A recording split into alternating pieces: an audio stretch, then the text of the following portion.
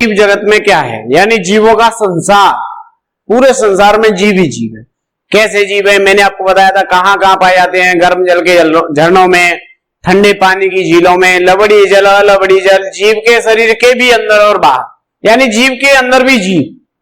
तो यानी कहने का मतलब जहां जहां आप सोच नहीं सकते वहां वहां, ठीक है कि नहीं, तो सब जगह जीव ही जीव है। ठीक है, मैंने फिर आपको जीव विज्ञान के बारे में बताया था, यानी बायोलॉजी क्या है, बायोलॉजी की फिर शाखाएं बताई, 2 शाखाएं हैं, जूलॉजी और बॉटनी। उसके बाद में फिर मैंने आपको बताया कि जीव क्या है, तो यानी जीव सजीव और निर्जीव दोनों जीव। ठीक है, अब उसमें फिर अंतर बताया कि किस आधार पर हम उनको अलग अलग भागों में डिवाइड कर सकते हैं, बांट सकते हैं, यानी सजीव किसे कहेंगे और निर्जीव किसे कहेंगे। ठीक है, तो ये आपको बताया था, यानी वे जीव जिनमें वृद्धि, जनन, उपापचय, उत्तेजनशीलता, ये चारों लक्षण पाए जाते हैं वो सजीव है, और नहीं पाए जाते हैं तो निर्जीव है। ठीक है, फिर मैंने आपको वृद्धि में बताया था कि निर्जीव भी वृद्धि करते हैं, लेकिन मेन पॉइंट जो महत्वपूर्ण बात है वृद्धि में, वो आपको एक लाइन में याद रखनी है कि जो सजीव हैं उनकी आंतरिक और बाहरी दोनों रूपों में वृद्धि होती है, और निर्जीव में केवल बाहरी आकार में वृद्धि होती है। ठीक है, ये याद रखना है। उसके बाद फिर मैंने जनन बताया था, जनन किसे कहते हैं, सजीवों द्वारा अपने समान संतति उत्पन्न करने की क्रिया जनन कहलाती है। जनन क्रिया 2 प्रकार की होती है, लैंगिक जनन और अलैंगिक जनन, जिसमें अर्धसूत्री विभाजन युग्मक शल्यन होता है, लैंगिक जनन नहीं होता है, अलैंगिक जनन। ठीक है, जैसे एग्जाम्पल भी बताए थे मैंने, लैंगिक जनन का सबसे बड़ा उदाहरण मनुष्य, खुद को देख लो। ठीक है, लैंगिक जनन करते हैं। अलैंगिक जनन में मैंने आपको बताया था ईस्ट हाइड्रा, यानी जिसमें मुकुलन के द्वारा होता है अलैंगिक जनन, फंजाई जो कवक है उसमें बीजाणुओं के द्वारा होता है, और प्लेनेरिया में पुनरुद्भवन या पुनर्जन्म के द्वारा होता है। ठीक है, फिर आपको यह बताया था कि निर्जीव है वो जनन क्रिया नहीं करते, जैसे ये बोर्ड है ये बच्चा नहीं देगा, मार्कर है ये भी बच्चे नहीं देंगे। कि ऐसा हो जाता है, आपका पेन है कॉपी है वो बच्चे दे देते हैं, बचपन में कहते थे कि एक पंख ले लेते उसको कॉपी में रख देते थे, ये बच्चा देगी इसमें खड़ रख दो, सीलम खड़, ऐसा करते थे कि नहीं बचपन में, लेकिन उसने कई बच्चे दिए नहीं दिए, उसको पकड़ पकड़ के तोड़ देते थे। ठीक है, तो ऐसा नहीं है, निर्जीव जनन क्रिया नहीं करते हैं। लेकिन 1 करोड़ की बात जो बता रहा हूं मैं आपको कि कुछ सजीव भी ऐसे हैं जो लैंगिक जनन नहीं करते, यानी जनन क्रिया नहीं करते, लेकिन क्या वो निर्जीव कहलाएंगे, नहीं कहलाएंगे। तो कहने का मतलब जो जनन है वो सजीवों का विशिष्ट लक्षण नहीं है। मैंने एग्जाम्पल भी दिया था आपको, जैसे श्रमिक, बंध्य कामगार, मधुमक्खी इसको बोलते हैं, खच्चर, संकरण, हाइब्रिड, हाइब्रिड प्रजाति है कि नहीं है, घोड़े और गधे के संकरण से नई जाति उत्पन्न करा दी जिसको हम खच्चर बोलते हैं। तो मनुष्य कुछ ना कुछ करते रहते हैं खुरापात, कोई बात नहीं। चला अगले देखिए, उसके साथ में आपको बंध्य कामगार, मधुमक्खी है, खच्चर है, कुछ मनुष्य भी ऐसे हैं वो जनन क्रिया नहीं करते, तो क्या हम उन्हें निर्जीव बोलेंगे, नहीं बोलेंगे। तो यानी कहने का मतलब यह है कि जनन है वो सजीवों का विशिष्ट लक्षण नहीं है। उसके बाद मैंने आपको उपापचय बताया था, उपापचय क्या है, यानी जिसमें जो जैव रासायनिक क्रियाएं संपन्न होती है हमारे शरीर में, उपापचय कहलाती है। उपापचय 2 प्रकार के हैं, अपचय, उपचय। अपचय यानी पदार्थों का विखंडन, उपचय पदार्थों का संश्लेषण। ठीक है, उसके बाद फिर मैंने आपको बताया था उत्तेजनशीलता, तो यानी उद्दीपन, जो उत्तेजनशीलता है, सजीवों में उद्दीपन पाया जाता है। पादप है वो पर्यावरण में प्रदूषण होगा, वायु प्रदूषण है, ये सबके प्रति अनुक्रिया दर्शाते हैं। सजीव है वो बदलते वातावरण के अनुसार अपने आप को अनुकूलित कर लेते हैं। तो ये उत्तेजनशीलता है वो सजीवों का लक्षण है। ठीक है, निर्जीवों में ये सब कुछ नहीं पाया जाता। उसके बाद फिर मैंने जैव विविधता बताई थी। जैव विविधता में ये बताया था कि पृथ्वी पर 1.7 से 1.8 मिलियन या 17 से 18 लाख जातियां पादप और जंतुओं की पाई जाती हैं, और इसके अतिरिक्त भी अन्य जातियों की भी खोज शेष है जिनको खोजा जाएगा आगे। ठीक है, उसके बाद फिर मैंने आपको नामकरण बताया था, और नामकरण के बाद आज हम जो बताएंगे आपको वो चर्चा करेंगे सबसे पहले द्विनाम पद्धति के बारे में। द्विनाम पद्धति, ठीक है, द्विनाम पद्धति। देखिए बेटा द्विनाम पद्धति क्या होती है, उसके नाम में ही है द्विनाम, यानी दो नाम होते हैं। सबसे पहले इस पद्धति को किसने दिया था? Carolus Linnaeus. ये भी तो ऐसा लग रहा है कि दो लोगों के नाम लेके बैठा है खुद अकेला, तो द्विनाम पद्धति तो दे ही देगा, कैरोलस लीनियस। ठीक है, वैज्ञानिक का नाम है कैरोलस लीनियस। वैज्ञानिक ने द्विनाम पद्धति का प्रतिपादन किया था। द्विनाम पद्धति किसे कहते हैं? यानी एक जीव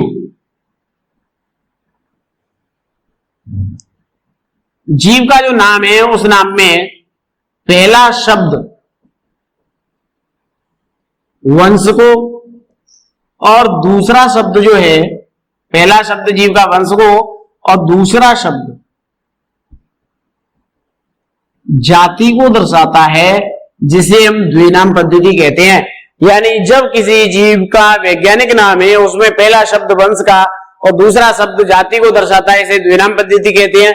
या हम सिंपल भाषा में कहें तो प्रत्येक जीव का एक वैज्ञानिक नाम होता है जिसमें दो घटक होते हैं, जिसमें पहला घटक या शब्द वंश को दर्शाता है और दूसरा घटक या शब्द जाति को दर्शाता है, जिसे द्विनाम पद्धति कहते हैं। फॉर एग्जाम्पल यहां पर हम ले लें, जैसे एग्जाम्पल की बात करें, आम आपने सुना होगा, सुना क्या, खाया भी होगा। चूस के फेंक देते हैं आम को, कहते हैं ना आम की तरह चूस के फेंक दूंगा, ऐसा नहीं करना है। ठीक है, तो आम का वैज्ञानिक नाम क्या है? Mangifera indica, Mangifera indica. ठीक है, तो ये आम का वैज्ञानिक नाम है मैंजीफेरा इंडिका। इसमें दो घटक हो गए, देखो एक दो। ठीक है, तो पहला शब्द है वो किसको दर्शाएगा? वंश को। दूसरा शब्द किसको दर्शाएगा? जाति को। मैंने आपसे पूछा कि आम की जाति क्या है, तो आप तुरंत बता दोगे सर इंडिका है। इसमें भी क्या है? वंश क्या है? मैंजीफेरा है। ठीक है, हम आपसे आपकी जाति पूछे हैं तो आपकी जाति क्या है? अब आप अलग अलग डिवाइडेशन करने लग जाओगे, कोई ब्राह्मण हूं, त्यागी हूं, हिंदू, ऐसा कुछ नहीं है। ये जातियां नहीं है, ये तो केवल इस संसार में दुनिया ने केवल अपना अपना अलग बना रखा है। ये जातियां नहीं है, सभी मनुष्य कौन है? होमोसेपियंस। होमोसेपियंस यानी पूरे संसार में जाना जाता है उनको किससे? होमोसेपियंस से। तो आपकी जाति और वंश क्या है? होमो आपका वंश है और सेपियंस आपकी जाति है। इस विश्व में पाए जाने वाले जितने भी मनुष्य हैं उनमें होमो शब्द का वंश है और सेपियंस शब्द की क्या है? जाति। ठीक है, ये आपकी जाति, आपसे पूछे जाति क्या है तो सेपियंस, मानव की जाति होती है सेपियंस और वंश क्या है? होमो। ठीक है, तो ये चलता है। तो यानी कहने का मतलब ये है कि यहां पर प्रत्येक जीव का जो नाम है उसमें दो घटक होते हैं, जिसमें पहला घटक वंश को, दूसरा घटक जाति को दर्शाता है, और ऐसे ही हम द्विनाम पद्धति कहते हैं। ठीक है, किसने प्रतिपादित किया था? कैरोलस लीनियस ने। समझ में आ गया होगा, बहुत ही आसान है, सिंपल। ठीक है, तो ये है, यानी कहने का मतलब द्विनाम पद्धति है, कैरोलस लीनियस वैज्ञानिक ने दी। इसके बाद हम चर्चा करेंगे द्विनाम पद्धति के नियमों के बारे में, यानी नियम क्या है द्विनाम पद्धति के। आपका सिलेबस ये मान लो एनसीईआरटी नीट के लिए बहुत ही शानदार है, पूरे तरीके से आप एक एक लाइन को तैयार करके चलें और ये मान लीजिए कि आपका सिलेक्शन पक्का। तो देखिए, द्विनाम पद्धति के नियम, द्विनाम पद्धति के नियम क्या है वो यहां पर देखिए। द्विनाम पद्धति का प्रतिपादन किसने किया था? बताइए आपको। कैरोलस लीनियस ने।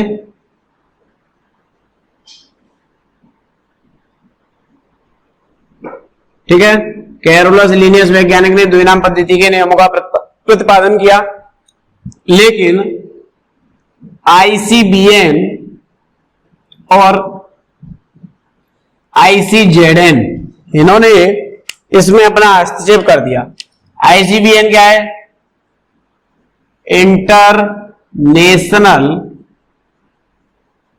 International code of botanical nomenclature. International code of botanical nomenclature ICZN क्या है? इंटरनेशनल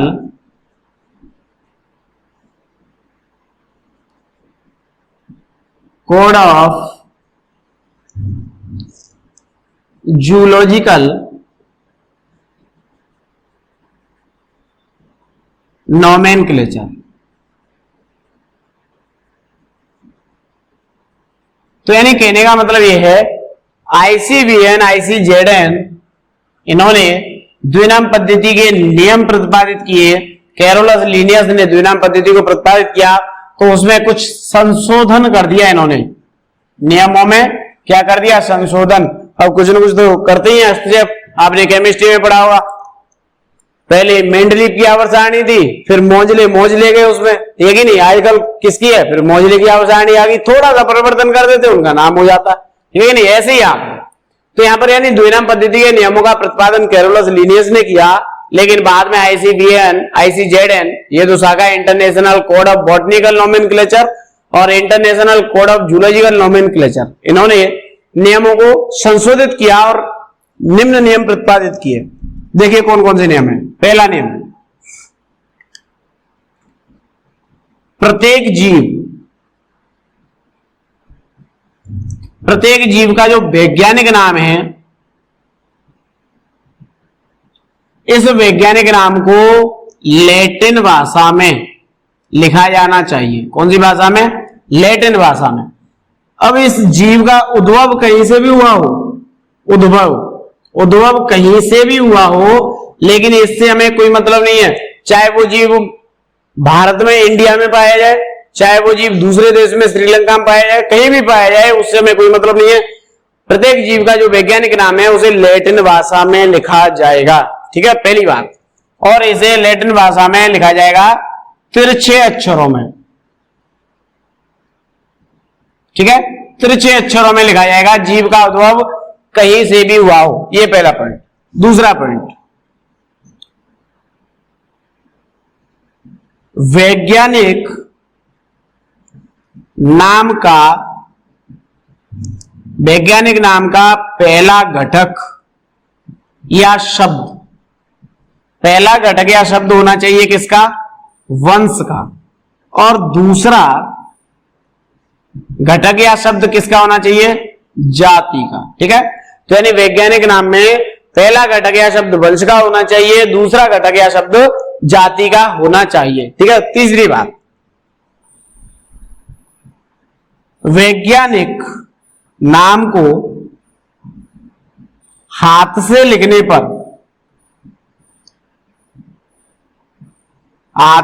पर रेखांकित किया जाना चाहिए, रेखांकित, ठीक है। और अगर छपाई करें तो छपाई में इसको तिरछा लिखा जाना चाहिए, ठीक है। तो यानी वैज्ञानिक नाम को जब लिखेंगे हाथ से लिखने पर रेखांकित करेंगे और छपाई में तिरछा लिखा जाएगा, ठीक है। जैसे मैंने अभी लिखा था मेंजीफेरा इंडिका, तो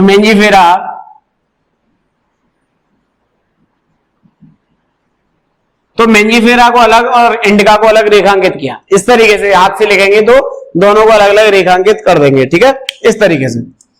अगला पॉइंट, वैज्ञानिक नाम का जो वंश का पहला शब्द है, वंश का पहला शब्द कैपिटल अक्षर में, ठीक है, यानी बड़े अक्षर में लिखना है। और जाति का पहले अक्षर सहित सभी को लिखना है किसमें? स्मॉल लेटर में, ठीक है, यानी छोटे अक्षरों में लिखना है उसको। तो यानी कहने का मतलब यह है कि वंश का पहला अक्षर, प्रथम अक्षर बड़े अक्षरों में यानी कैपिटल लेटर में लिखा जाना है, और जाति का पहले अक्षर सहित सभी अक्षर स्मॉल लेटर में लिखने हैं। जैसे यहां पर देखें मेंजीफेरा इंडिका, तो मेंजीफेरा में एम कैपिटल है, बाकी स्मॉल है, और इंडिका में सभी स्मॉल। तो वंश का पहला अक्षर कैपिटल होना चाहिए, बाकी तो स्मॉल ही रहेंगे। और जाति है उसमें सभी स्मॉल होने चाहिए, यानी वहां कैपिटल नहीं लेना है। ठीक है, अगला पॉइंट, वैज्ञानिक नाम के अंत में खोज करने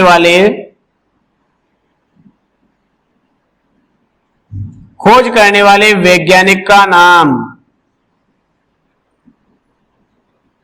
खोज करने वाले वैज्ञानिक का नाम संक्षिप्त में लिखा जाना चाहिए, संक्षिप्त में यानी शॉर्टकट। ठीक है, तो यानी खोज करने वाले वैज्ञानिक का नाम संक्षिप्त में लिखना है। जैसे हम इन्हें यहां पर लिख दिया मेंजीफेरा इंडिका लिन, आपको यहां पर बता देता हूं, देखिए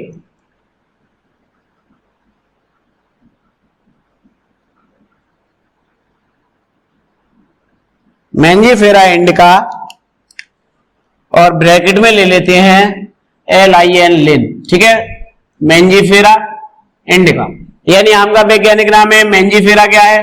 वंश, इंडिका क्या है? जाति, और यहां लिन का मतलब है लीनियस,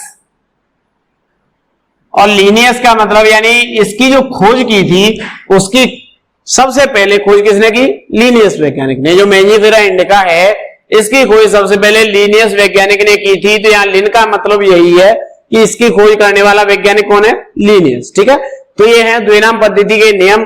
एक बार फिर से मैं रिवाइज करा देता हूं आपको।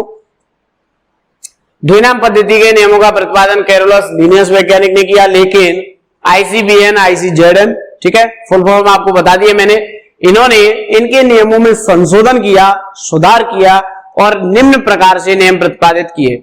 सबसे पहला, प्रत्येक जीव का वैज्ञानिक नाम लैटिन भाषा में लिखा जाना चाहिए, उस जीव का उद्भव कहीं से भी हुआ हो। ठीक है, और इसे तिरछे अक्षरों में लिखा जाना चाहिए या उसे रेखांकित किया जाना चाहिए। दूसरी बात, वैज्ञानिक नाम में पहला शब्द या घटक वंश को और दूसरा शब्द या घटक जाति को दर्शाना चाहिए। ठीक है, यानी पहला शब्द या घटक है वो वंश का लेंगे और दूसरा शब्द या घटक जाति का। तीसरी बात, वैज्ञानिक नाम को हाथ से लिखने पर उसे रेखांकित किया जाना चाहिए, जैसे हमने यहां पर रेखांकित किया है। ठीक है, या छपाई करते समय उसे तिरछा लिखा जाना चाहिए। ठीक है, अगली बात, वंश का पहला शब्द है उसे कैपिटल अक्षर में लिखा जाना चाहिए, जैसे मैंने यहां मेंजीफेरा में M कैपिटल बनाई है, और जाति के पहले अक्षर सहित सभी अक्षर स्मॉल लेटर में लिखे जाने चाहिए, जैसे इंडिका, इंडिका में सभी स्मॉल है। ठीक है, अगली बात, वैज्ञानिक नाम के अंत में खोज करने वाले व्यक्ति का नाम संक्षिप्त में लिखा जाना चाहिए, जैसे लिन, लिन का मतलब है यहां पर लीनियस, यानी इस स्पीसीज की खोज सबसे पहले लीनियस वैज्ञानिक ने की। ठीक है, समझ में आ गया होगा। इसके बाद में हम बात करेंगे वर्गीकरण के बारे में। ठीक है, वर्गीकरण क्या होता है?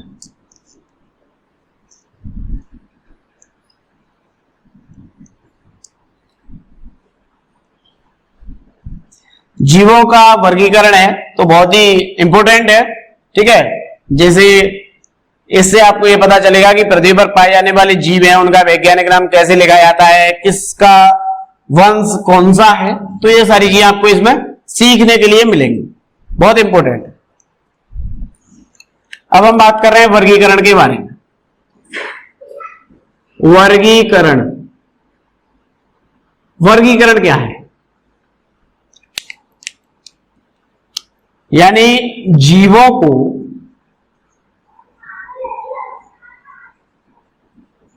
समानता, जीवों को समानता और असमानताओं,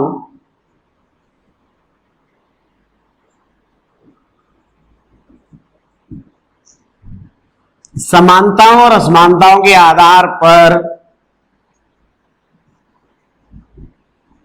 जाति वृत्तीय श्रेणी में व्यवस्थित करना क्या कहलाता है? वर्गीकरण कहलाता है। यानी कहने का मतलब यह है, जीवों को समानता और असमानता के आधार पर उनकी जाति वृत्तीय श्रेणी में व्यवस्थित करना वर्गीकरण कहलाता है। जैसे हम यहां से आगे पढ़ेंगे आलू, बैंगन, तो आलू में बैंगन में क्या समानता है, उनका वंश एक ही हो सकता है क्या, जातियां कौन कौन सी हो सकती हैं, तो उसके आधार पर यानी समानता के आधार पर अगर समानता है तो उनका वंश एक हो सकता है, ठीक है। ज्यादा समानता है तो जाति एक हो सकती है, तो उसके आधार पर हम इनको अलग अलग जाति वृत्तीय श्रेणियों में व्यवस्थित करेंगे, इसे ही हम कहते हैं वर्गीकरण, क्लासिफिकेशन, ठीक है। इसके बाद हम बात कर रहे हैं टैक्सा के बारे में। टैक्सा क्या है? टैक्सा देखिए, जो टैक्सा है वो विभिन्न स्तर पर सही वर्ग को प्रदर्शित करे, कोई भी जीव हो, यानी विभिन्न स्तरों पर सही वर्ग को प्रदर्शित करना, विभिन्न स्तरों पर सही वर्ग को प्रदर्शित करना ही क्या कहलाता है? टैक्सा। जैसे एग्जाम्पल की हम बात करें, गाय, गाय क्या एक टैक्सा है। भैंस क्या है? भैंस एक टैक्सा है।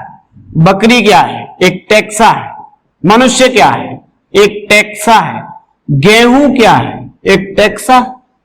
तो यानी कहने का मतलब टैक्सा क्या है? एक वर्ग, सही वर्ग को। गाय, तो गाय का यानी पूरा पूरा गाय समूह आ गया। ऐसा तो यानी गाय बोला हमने तो एक ही गाय आएगी, गाय का मतलब यानी पूरा समूह आ गया, ठीक है।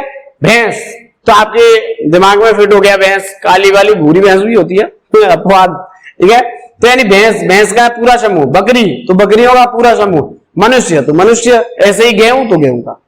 तो यानी कहने का मतलब है ये अपने स्तर पर एक सही वर्ग को प्रदर्शित कर रहे हैं, इसे ही हम कहते हैं टैक्सा, ठीक है।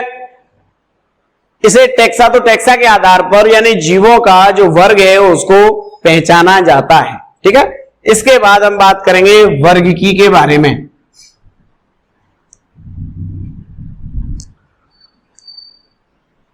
वर्गीकी,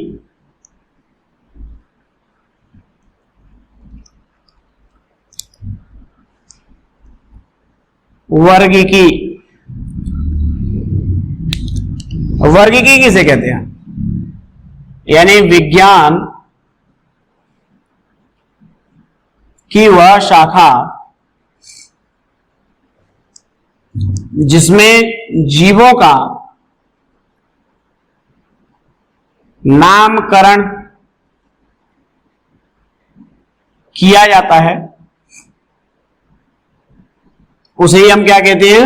वर्गीकी कहते हैं, ठीक है। यानी विज्ञान की वह शाखा जिसमें जीवों का नामकरण किया जाता है, या हम बोले उनकी पहचान की जाती है। तो पहचान यानी उसको पहचान लिया हमने, जैसे बोला गाय, तो गाय को यानी पहचान लिया, उसमें गाय के सभी जितनी भी समूह में गाय हैं या पृथ्वी पर पाई जाने वाली जो गाय हैं उनमें सब में समानता है, तो समानता के आधार पर उसको एक नाम दे दिया कि इनको बोलेंगे हम गाय। तो यानी कहने का मतलब एक शाखा है विज्ञान की, उसमें ये कार्य किया जाता है, ठीक है, उसे ही हम वर्गीकी कहते हैं। तो यानी कहने का मतलब विज्ञान की वह शाखा जिसमें जीवों का नामकरण और उनकी पहचान की जाती है, उसे हम कहते हैं वर्गीकी, ठीक है। तो इसमें यानी जीवों की पहचान की जाएगी और नामकरण किया जाएगा। इसके बाद हम बात करेंगे वर्गीकरण पद्धति के बारे में।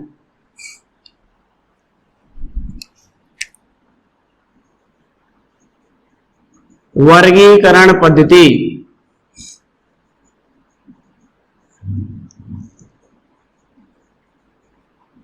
जिसको बोलते हैं हम सिस्टेमेटिक्स।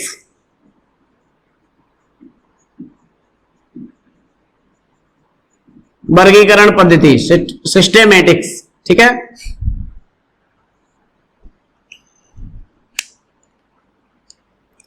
देखिए वर्गीकरण पद्धति क्या है? विज्ञान की वह पद्धति जिसमें जीवों की असमानता, पहली बात जीवों की असमानता, और दूसरी बात उनके आपसी संबंध, आपसी संबंध का किया जाता है अध्ययन। इसे हम कहते हैं वर्गीकरण पद्धति या सिस्टेमेटिक्स। ठीक है, ये जो सिस्टेमेटिक्स शब्द है, ये सिस्टेमेटिक्स शब्द आया है सिस्टेमा से। सिस्टेमेटिक्स शब्द कहां से आया? सिस्टेमा से। सिस्टेमा का अर्थ होता है जीवों की नियमित व्यवस्था। क्या मतलब है इसका? सिस्टेमा का अर्थ है जीवों की नियमित व्यवस्था। जो लीनियस वैज्ञानिक थे, लीनियस, इन्होंने अपनी प्रसिद्ध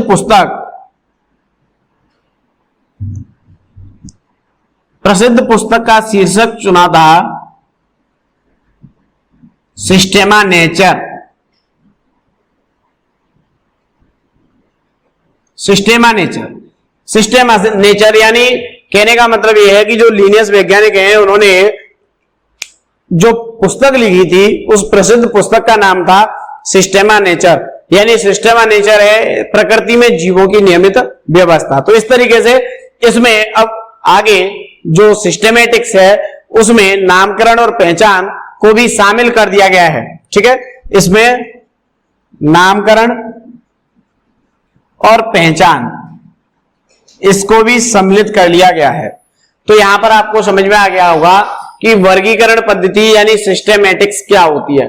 तो विज्ञान की वह पद्धति जिसमें जीवों की असमानता और उनके आपसी संबंध का अध्ययन किया जाता है, उसे हम सिस्टेमेटिक्स कहते हैं। ठीक है, यानी आपसी संबंध भी है, कहीं ना कहीं वो आपस में समानता भी दर्शा रही है और कहीं ना कहीं असमानता भी है उनमें। तो इन दोनों का सम्मिलित अध्ययन किया जाएगा, उसे हम वर्गीकरण पद्धति या सिस्टेमेटिक्स कहते हैं। सिस्टेमेटिक्स जो शब्द है वो सिस्टेमा से आया है, जिसका अर्थ होता है जीवों की नियमित व्यवस्था। ठीक है, तो लीनियस वैज्ञानिक हैं, उन लीनियस वैज्ञानिक ने अपनी प्रसिद्ध पुस्तक का जो नाम है वो चुना था क्या? सिस्टेमा नेचर। ठीक है, तो इस तरीके से यहां पर आपको समझ में आ गया होगा। इसके बाद हम बात करेंगे वर्ग की समवर्ग के बारे में। देखिए, वर्ग की समवर्ग क्या होता है?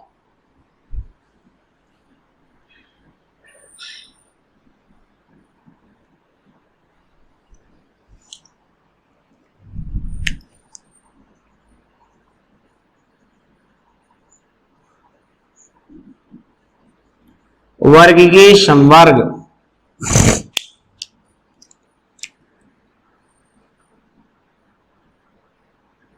वर्गीकरण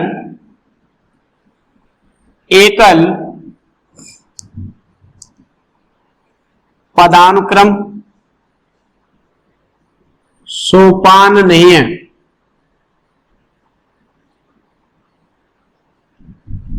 बल्कि इसमें अनेक पदानुक्रम सोपान होते हैं।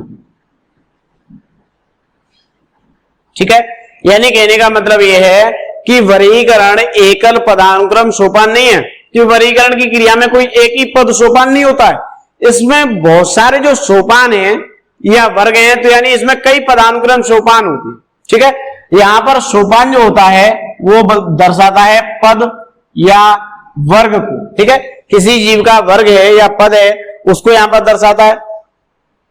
तो कहने का मतलब यह है, अतः समवर्ग समस्त वर्ग की व्यवस्था है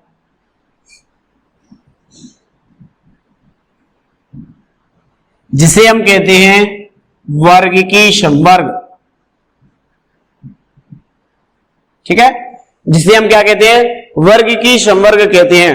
और वर्गीय समवर्ग में एकल पदानुक्रम बनता है, यानी यह वर्गीय समवर्ग है, इसमें एकल पदानुक्रम बनता है जिसे हम कहते हैं वर्ग की पदानुक्रम। ठीक है, यानी वर्गीकी संवर्ग में एकल पदानुक्रम पाए जाते हैं जिन्हें हम वर्गीकी पदानुक्रम कहते हैं। जैसे एग्जाम्पल की हम बात करें हैं, जैसे कीट, ठीक है, कीट एक वर्ग को दर्शाता है। क्या दर्शाता है? वर्ग को दर्शाता है।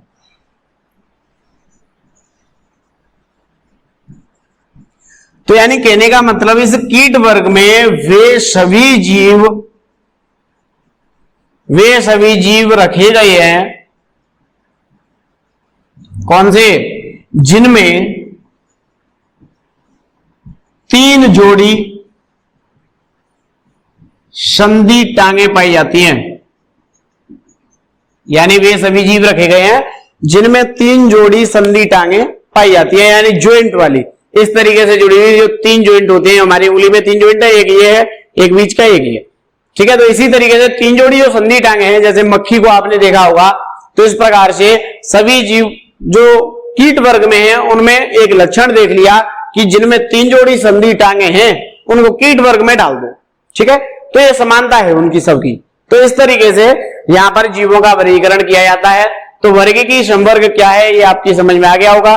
कहने का मतलब यह है कि वर्गीकरण एकल सोपान प्रक्रम नहीं है, यानी कोई एक ही वर्ग या पद नहीं है, उसमें अनेक पदानुक्रम सोपान होते हैं। जो भी पद या वर्ग है वो सब, यानी अनेक हैं, बहुत सारे हैं, वो सब सोपान है या पद है या वर्ग है। अतः संवर्ग समस्त वर्गीकी की व्यवस्था है जिसे हम वर्गीकी संवर्ग कहते हैं, और ये वर्गीकी संवर्ग एकल पदानुक्रम बनाते हैं जिन्हें हम वर्गीकी पदानुक्रम कहते हैं, ठीक है। जैसे एग्जाम्पल के लिए देखें कीट, तो कीट एक वर्ग को दर्शाता है। इस वर्ग में वे सभी जीव रखे गए हैं जिनमें 3 जोड़ी संधि टांगे पाई जाती, ठीक है। तो ये आपकी समझ में आ गया होगा अच्छे तरीके से। तो यहां से आगे अब हम बात करेंगे वर्गक या टैक्सोन के बारे में। वर्गक या टैक्सोन क्या है? देखिए,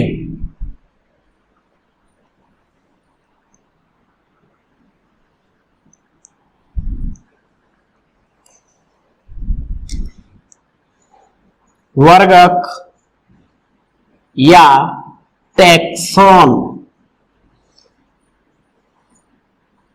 ठीक है बेटा, वर्गक या टैक्सोन क्या होते हैं? यहां पर देखिए आप कि वर्गीकरण की क्रिया है, तो वर्गीकरण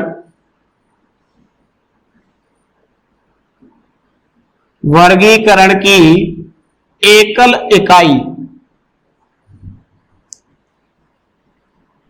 इकाई को प्रदर्शित करना, वर्गीकरण की एकल इकाई को प्रदर्शित करना क्या कहलाता है? वर्गक या टैक्सोन कहलाता है, ठीक है। तो यानी कहने का मतलब वर्गीकरण की एकल इकाई को हम प्रदर्शित कर रहे हैं तो वो है वर्गक या टैक्सोन। तो जीवों को लक्षणों में समानता और असमानता, ठीक है, समानता और असमानता के आधार पर अलग अलग वर्गीकृत किया गया है, ठीक है। तो यानी समानता और असमानता के आधार पर जीवों को क्या करते हैं? अलग अलग वर्गीकृत कर देते हैं, और अलग अलग वर्गीकृत करने के बाद नए संवर्गों का विकास होता है, ठीक है। तो यानी कहने का मतलब यह है कि वर्गीकरण की एकल इकाई को प्रदर्शित करना वर्गक या टैक्सोन कहलाता है। जीवों में पाए जाने वाले लक्षणों की समानता और असमानता के आधार पर इन्हें अलग अलग वर्गीकृत किया जाता है, और इस वर्गीकरण के आधार पर अनेक संवर्गों का विकास किया जाता है। अनेक संवर्गों का विकास हुआ, ठीक है, वर्गीकरण से। तो देखिए यहां पर कौन कौन से संवर्ग हैं वो ये आपको समझ में आने वाले हैं। वर्ग की जो वर्गक या टैक्सोन है जिससे संवर्ग का जो विकास होता है, तो देखिए वर्गक या टैक्सोन, ठीक है, जिनसे संवर्गों का विकास हुआ, तो वो संवर्ग आपकी कंप्यूटर स्क्रीन पर इस प्रकार है। कंप्यूटर स्क्रीन ही मोबाइल की भी हो सकती है। चलिए देखिए, सबसे पहला जाति, फिर वंश, कुल, गण, वर्ग, संघ और लास्ट में आकर के जगत। जगत यानी संसार। आप पहुंच गए संसार पर, ठीक है। तो यानी कहने का मतलब है ये आपके संवर्ग, ठीक है।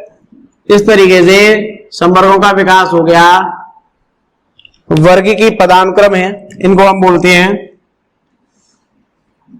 वर्ग की पदानुक्रम, ठीक है। वर्गीय पदानुक्रमों का सही क्रम है ये, सही क्रम, ठीक है। यानी आरोही क्रम में। तो यहां पर देखिए आरोही क्रम में हमने वर्गीय पदानुक्रम लिखे हैं। नीचे की ओर आएंगे तो यहां पर जीवों में समानताएं बढ़ती हैं, ठीक है। ऊपर की ओर जाएंगे तो जीवों में समानताएं क्या होंगी, घटती है, ठीक है। इस तरीके से आपको देखिए। तो यहां पर बहुत सारे संवर्ग हैं, संवर्गों का विकास हुआ। तो यहां संवर्ग है जाति, उसके बाद आता है वंश, फिर कुल आएगा, फिर गण आएगा, फिर वर्ग आएगा, फिर संघ आएगा, उसके बाद जगत आएगा। याद करने की ट्रिक मैं आपको बता दूं, जाति वंश के कुल गण में वर्ग संघ से जगत हुआ, ठीक है। तो यानी सबसे बाद में जगत बना। तो जगत कैसे बना, तो जाति वंश के कुल गण में वर्ग संघ से जगत हुआ, ठीक है। गाना गाओ, जाति वंश के कुल गण में वर्ग संघ से जगत हुआ, ठीक है। तो इस तरीके से यानी कहने का मतलब सबसे छोटा स्तर जाति, फिर वंश, फिर कुल, फिर गण, फिर वर्ग, फिर संघ, फिर जगत, ठीक है। तो इस तरीके से आपको यहां पर वर्गीय पदानुक्रमों का आरोही क्रम दिया गया है। यदि हम ऊपर की ओर जाते हैं तो समानताएं कम होती जाती हैं, ठीक है। नीचे की ओर आते हैं तो समानताएं बढ़ती जाती हैं। कहने का मतलब यह है कि जाति में सबसे ज्यादा समानता पाई जाती है, फिर हम वंश पे जाएंगे कम समानता, कुल में और कम, गण पे पहुंचेंगे और कम पाई जाएगी जीवों में समानता, वर्ग में पहुंचेंगे तो जीवों में और कम समानता होगी, और धीरे धीरे जाकर के जगत पर पहुंच जाएंगे तो समानता बहुत ही कम हो जाएगी, ठीक है। जैसे जगत संसार में दो है, ठीक है। जगत का मतलब संसार बोल देते हैं, पर जगत दो है पृथ्वी पर। एक है पादप जगत, ठीक है, दूसरा है जंतु जगत। अब आप सोचो कि पादप जगत है तो इतने सारे पादप है, उनमें कितनी असमानताएं हैं, लेकिन उन सबको किस में रखा गया, पादप जगत में। इतने सारे जीव हैं, जंतु हैं, उन जंतुओं में सब में असमानताएं हैं, फिर भी उनको किस में रखा गया, जंतु जगत। तो यानी कहने का मतलब ऊपर समानताएं बहुत कम होंगी। अब हम बात करें जाति पर, जैसे जाति की बात करें, आम की बात करें, मेंजीफेरा इंडिका, मेंजीफेरा इंडिका। तो यानी इंडिका जो जाति है, आम की जाति है, तो आम एक स्पीसीज की बात हो रही है, जाति की बात हो रही है, आम की बात हो रही है। तो आम के जितने भी पादप हैं उनमें सब में समानता है कि नहीं है, समानता है। तो जाति पर कोई भी ले लो, आम ले लो, मनुष्य की जाति ले लो, सेपियंस जाति, तो सेपियंस में सब में मनुष्य में समानता है, ठीक है। ज्यादातर सब एक जैसे दिखाई देते हैं, थोड़ा बहुत ही तो अंतर होता है। सभी अंग हैं वही सब सेम पाए जाएंगे, अंग जितने भी मनुष्य में। ऐसा तो है नहीं किसी में एक लीवर होता है तो किसी में दो लीवर होते हैं, होता है क्या ऐसा? नहीं होता। कुछ कहते हैं सर होता है नहीं होता है, ठीक है। किडनी वृक्क यानी दो है मनुष्य में, तो ऐसा नहीं होगा किसी में तीन होंगे, ऐसा नहीं होगा, ठीक है। तो इस तरीके से यानी समानता एक जाति के स्तर पर होती है। तो यहां पर आपको ये समझ में आ गया होगा वर्ग क्या है, टैक्सॉन, संवर्ग क्या है, वो यहां आपके सामने है। और इसके बाद हम इस चैप्टर में पढ़ रहे हैं, सबसे पहले जाति के बारे में पढ़ेंगे, फिर वंश के बारे में पढ़ेंगे, फिर कुल के बारे में पढ़ेंगे, फिर गण के बारे में, फिर वर्ग के, फिर संघ के, और फिर जगत के बारे में पढ़ेंगे, ठीक है। तो इस तरीके से हम पता करेंगे कि वहां पर कितना हुआ, ठीक है। तो चलिए सबसे पहले अब हम बात कर लेते हैं जाति के बारे में। जाति क्या होती है, इसको मैं आपके सामने ही रखता हूं जिससे आपको समझ में आता जाएगा, 1 करोड़ की एक लाइन बता दूं आपको फ्री में, उतने ही पैसे में? चलो बता देता हूं, कोई बात नहीं है। सबसे पहले हम जाति के बारे में पढ़ेंगे, फिर आपको बताऊंगा। जाति, जाति क्या है?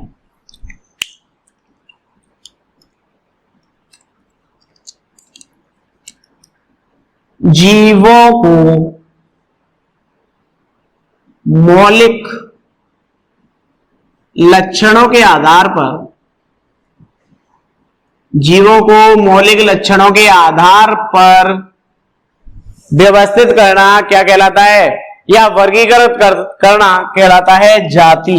यानी कहने का मतलब यह है कि जीवों का ऐसा समूह जो मौलिक लक्षणों में समानता दर्शाता है। मौलिक लक्षण है, इन मौलिक लक्षणों में क्या पाई है?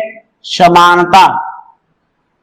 ठीक है, इससे हम क्या कहते हैं? जाति कहते हैं। ठीक है, तो यानी कहने का मतलब यह है जीवों का ऐसा समूह जो मौलिक लक्षणों में समानता दर्शाता है उसे जाति कहते हैं। अब कोई एक जाति है, एक जाति को उसकी दूसरी संबंधित जाति से, एक जाति को उसकी दूसरी संबंधित जाति से आकारिकीय लक्षणों के आधार पर, आकारिकीय लक्षणों के आधार पर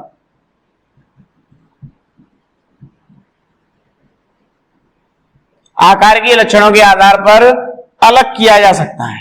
ठीक है, आकारिकीय लक्षणों के आधार पर हम उसे क्या कर सकते हैं? अलग कर सकते हैं। ठीक है, तो जैसे एग्जाम्पल की बात करें, मैंजीफेरा इंडिका। ठीक है, मैंजीफेरा इंडिका क्या है? आम। दूसरा सोलेनम ट्यूबिरोसम। सोलेनम ट्यूबिरोसम क्या है? आलू। ठीक है, मैंजीफेरा इंडिका आम, सोलेनम ट्यूबिरोसम आलू, और इसके साथ साथ में हम ले लेते हैं पैंथेरा लियो। पैंथेरा लियो, लियो ये कौन है? शेर। ठीक है, तो ये वैज्ञानिक नाम है। तो यहां पर आप देखिए, यानी मैंजीफेरा इंडिका ये आम को दर्शाता है, सोलेनम ट्यूबिरोसम आलू को दर्शाता है, और पैंथेरा लियो शेर को। तो यहां पर इस तरीके से, यहां इनमें हम बात करें इंडिका, ट्यूबिरोसम, लियो, ये क्या है? जाति है। इंडिका आम की जाति है, ट्यूबिरोसम आलू की जाति है, लियो शेर की जाति है। तो इनमें सब में क्या है? विभिन्नताएं हैं। ठीक है, इस तरीके से इनमें अलग अलग विभिन्नता पाई जाती है। यहां पर आपको पूछा जाएगा इंडिका, ट्यूबिरोसम, लियो क्या होती है इनकी जातियां, जबकि मैंजीफेरा, सोलेनम और पैंथेरा क्या है? वंश। ठीक है, तो यहां पर वंश को प्रदर्शित किया जाता है मैंजीफेरा, सोलेनम, पैंथेरा इनके द्वारा। आपको यहां पर समझ में आ गया होगा कि जाति पीछे वाला भाग होता है नाम का, वैज्ञानिक नाम का, पहला शब्द या घटक है वो वंश का होता है। ठीक है, तो यहां पर जाति समझ में आ गई। यानी जीवों का ऐसा समूह जो मौलिक लक्षणों में समानता दर्शाता है उसे हम जाति कहते हैं। मौलिक लक्षणों के आधार पर ही जातियों को अलग अलग वर्गीकृत किया जाता है।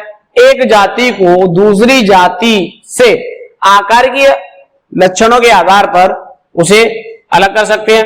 ठीक है, जैसे मैंजीफेरा इंडिका आम, सोलेनम ट्यूबिरोसम आलू, और पैंथेरा लियो वंश को दर्शाता है।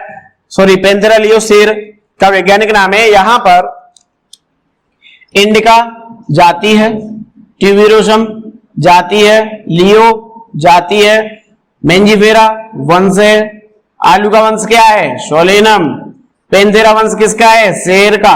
अब हमने आपसे पूछा बताइए शेर का वंश क्या है? बोले सर पैंथेरा। आलू का वंश क्या है? Sir Solanum. आम का वंश क्या है? Sir Mangifera. ठीक है, जाति पूछे तो आपके सामने इस तरीके से। चलिए अब यहां से आगे मैं सेकंड जो दूसरा नंबर है उसकी बात करने जा रहा हूं, वंश के बारे में। वंश क्या है? अब आपको 1 करोड़ की बात बताऊंगा। बताया था ना मैंने आपको, बोला था कि जाति को फिनिश हो जाने दो, उसके बाद में फिर हम आपको 1 करोड़ की बात बताएंगे। अब देखिए 1 करोड़ की बात क्या है। वंश पढ़ा रहे हैं हम आपको। 1 करोड़ की बात। समीपस्थ संबंधित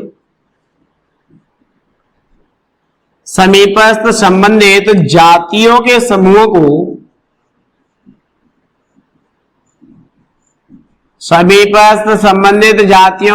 को क्या कहते हैं? वंश कहते हैं। अब आप बोलोगे कि सर ये कहां है 1 करोड़ की बात? मैं बताता हूं ना। यहां पर देखिए, समीपस्थ संबंधित जातियों के समूह को वंश कहते हैं। यहां नीचे की जातियां हैं, इनका एक समूह बना लिया, वो वंश हो गया। अब देखिए कुल क्या है, तो आप कहोगे समीपस्थ संबंधित वंश के समूह को कुल कहते हैं। मैंने कहा गण क्या है? समीपस्थ संबंधित कुल के समूह को गण कहते हैं। वर्ग क्या है? समीपस्थ संबंधित गण के समूह को वर्ग कहते हैं। संघ क्या है? समीपस्थ संबंधित वर्ग के समूह को संघ कहते हैं। फिर जगत क्या है? समीपस्थ संबंधित संघ का समूह जगत कहलाता है कि नहीं है परिभाषा में 1 करोड़ की बात? बताओ, थोड़ा थोड़ा चेंज करना है। वंश पूछ रहा है तो जाति, कुल पूछ रहा है तो वंश लगा दो, गण पूछ रहा है तो कुल लगा दो, ठीक है। वर्ग पूछ रहा है तो गण लगा दो, ठीक है। यहां पर केवल एक स्थान पर चेंज करना है, बाकी सब वही रहेगा। तो समीपस्थ संबंधित जातियों के समूह को क्या कहते हैं? वंश कहते हैं, ठीक है। जैसे अब हम एग्जाम्पल की बात करें, अभी एग्जाम्पल लिया था हमने आलू का, फिर से ले लेते हैं। सोलेनम ट्यूबिरोसम, ठीक है। सोलेनम ट्यूबिरोसम क्या है? आलू है, ठीक है। आलू का वैज्ञानिक नाम। दूसरा सोलेनम मेलोंजिना, कौन सा जिना? मेलोंजिना, ठीक है। क्या ये? बैंगन, ठीक है। तीसरा सोलेनम नाइग्रिम, कौन सा ग्रिम? नाइग्रिम, ये क्या है? मकोई। आप मकोई को कुछ बच्चे जानते हो, कुछ नहीं जानते होंगे, ठीक है, जान जाओगे। मकोई एक छोटा सा पादप होता है, एक टमाटर की बराबर का, और पुराने समय में ये पाया जाता था जहां कीचड़ होता था वहां पर लगता था, कीचड़ों के आसपास में टमाटर जैसा पादप था, और छोटे छोटे उस पर फल लगते थे, उसके बहुत ही छोटे छोटे काले काले, ठीक है, जिसको मको कहा जाता है। तो यहां पर आपके सामने आलू, बैंगन, मकोई तीनों है, ठीक है। अब यहां पर मैंने बोला जाति बताओ भाई, क्या है जाति? इसकी ट्यूबिरोसम जाति है। आलू की जाति क्या है? ट्यूबिरोसम। बैंगन की जाति क्या है? मेलोंजिना। मकोई की जाति क्या है? नाइग्रिम, ठीक है। जातियां अलग अलग, क्लियर। लेकिन मैंने कहा वंश बताओ, बोलोगे सर एक ही है, क्या है? सोलेनम। क्या है वंश? सोलेनम। तो यानी कहने का मतलब वंश सबका सेम है, तीनों का वंश समान है। समान क्यों है? इसका मतलब यह है कि ये जो जातियां हैं आपस में कहीं ना कहीं समानता दर्शाती हैं, इसलिए इनको एक ही वंश में रख दिया गया, सोलेनम में, ठीक है। तो इस तरीके से यहां पर आपको समझ में आ गया होगा कि जो जातियों का समूह, समीपस्थ संबंधित जातियों का समूह है, उसे ही हम वंश कहते हैं। तो ये जातियां आपस में समानता दर्शा रही हैं, तो इसको सोलेनम वंश में रख दिया गया। ऐसे ही मैं आपको और एग्जांपल देता हूं इसके साथ में। देखिए, आपको मैंने बोला था पेंथेरा लियो, कौन है ये? शेर आया, शेर आया, आ गया, ठीक है, शेर है। दूसरा है पेंथेरा पारडस, कौन है ये? चीता। जानते हो चीता को? छोड़ दिया तो पसीने छूट जाएंगे, जान जाओगे। अगला क्या है? पेंथेरा टिग्रिस, ठीक है। ये कौन है? बाघ, भाग नहीं, बाघ, ठीक है। तो यहां पर आपने देखा, एक हमने शेर लिया है, चीता और बाघ, इनकी जातियां क्या हैं? जाति लियो है, शेर की जाति, शेर की जाति क्या है? लियो। चीता की जाति क्या है? पारडस। बाघ की जाति क्या है? टिग्रिस, ठीक है। जातियां अलग अलग है कि नहीं है? आप बोलोगे सर हैं, लेकिन यहां पर देखो इसको, यहां पर क्या है? पेंथेरा, पेंथेरा, पेंथेरा, समानता है कि नहीं है? समानता है। क्या है ये? वंश। तो यानी कहने का मतलब ये है कि जातियों में कहीं ना कहीं समानता थी, तो इनको एक ही वंश में रख दिया गया पैंथेरा में, है कि नहीं है? तो यहां पर आपसे पूछे बाघ का वंश पैंथेरा, चीता का वंश पैंथेरा, शेर का वंश पैंथेरा, यानी एक ही वंश में रखा गया। क्यों रखा गया? क्योंकि इनकी जातियां कहीं ना कहीं आपस में समानता दर्शाती हैं। ठीक है, इसी प्रकार आलू, बैंगन और मकोई की जो जातियां हैं वो आपस में समानता दर्शाती हैं, इसलिए इन्हें हमने सोलिनम वंश में रखा। ठीक है, इसके बाद हम कुल की बात करेंगे। कुल की बात करेंगे अगले मॉड्यूल में। आज की कहानी यहीं तक। नमस्कार, जुड़े रहिए हमारे साथ और पूरे तरीके से बायोलॉजी को